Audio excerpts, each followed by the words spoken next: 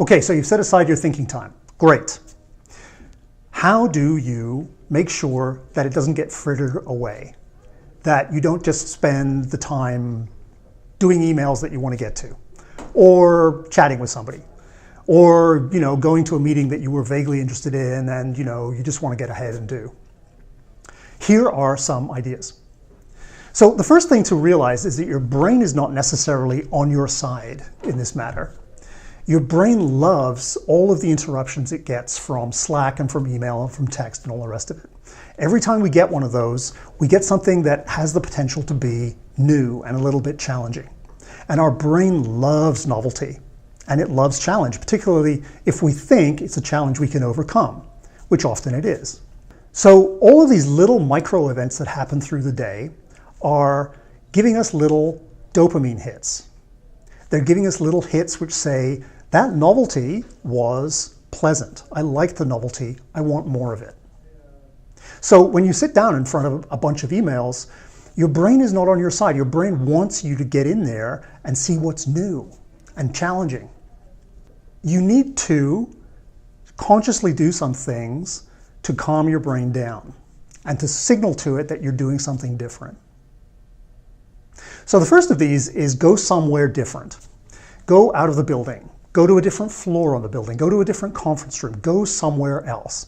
This has the added benefit that you probably won't get interrupted by people, but it's mostly to tell your system that something different is happening now. It's like a ritual, if you like. So go to a coffee shop. Somewhere which is just outside your normal working environment. That's the first thing. The next thing you have to do is turn your distractions off. Turn your phone off, or don't take it with you.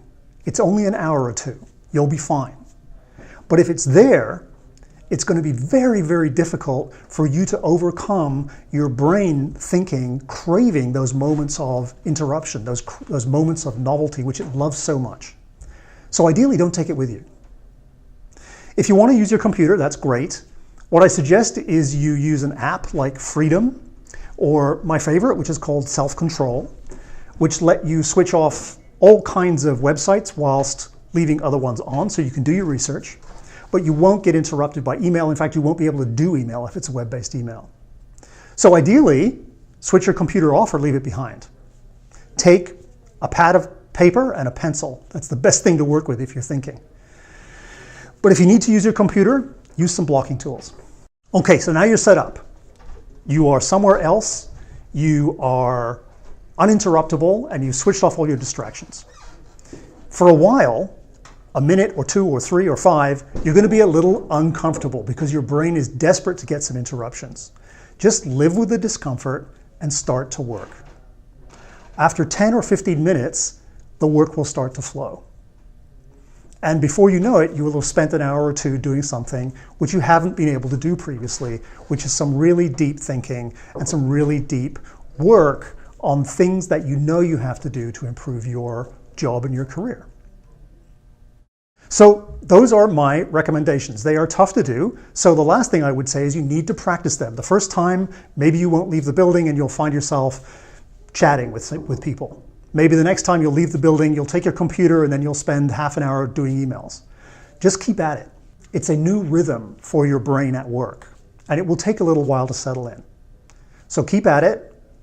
Schedule 2 hours a week, every week, and keep to it. Eventually, you will get the time, your brain will settle down, and you will smoothly go into a rhythm of doing deep work on a regular basis.